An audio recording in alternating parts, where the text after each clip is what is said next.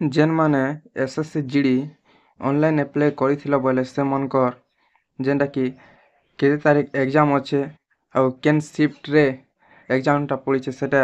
Check करे होचे application status टा चेक करे केते तारीख एग्जाम अच्छे सेटा चेक करी होचे जेन माने एसएससी जीडी ऑनलाइन अप्लाई करिथिला बोले से माने निजर स्टेटस टा चेक करि पारबो सेटा केनता चेक कर पारबो ई विषय जानमा सेतले हमर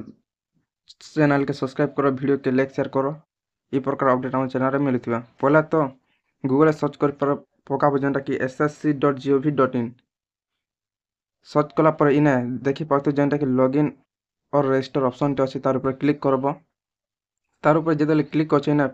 रजिस्ट्रेशन नंबर देवा पर जेतले ऑनलाइन अप्लाई करथिलो रजिस्ट्रेशन करथिलो से नंबर टा देवा पड़बा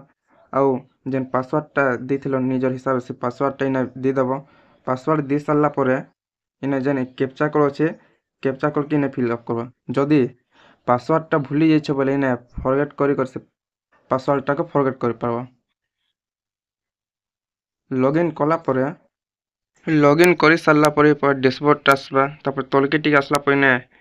देखि पातो जेनटा कि एडमिशन सर्टिफिकेट बोली कर ऑप्शन टे होचे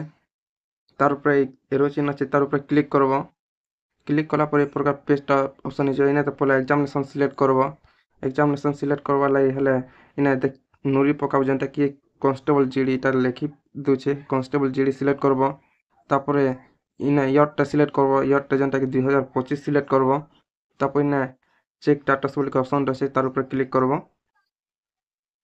चेक स्टेटस ऊपर क्लिक कला पर इने पूरा सब डिटेल्स टा देखाबा निजर डिटेल्स देखाबा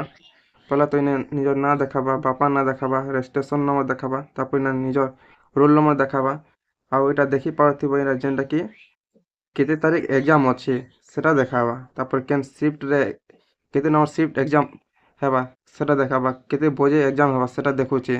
तापर एप्लीकेशन एक्सेप्ट देखुचे अपन जेन डेट टा थिबा एग्जाम डेट ई डेट रो 10 दिन आगरु एडमिट कार्ड टा डाउनलोड करि पारबो साइट रे वीडियो के शेयर करो लाइक करो हम चैनल के आ हम चैनल के सब्सक्राइब करो टा नहीं भूलबो ई प्रकार अपडेट हम चैनल सब बेले मिलुथिबा।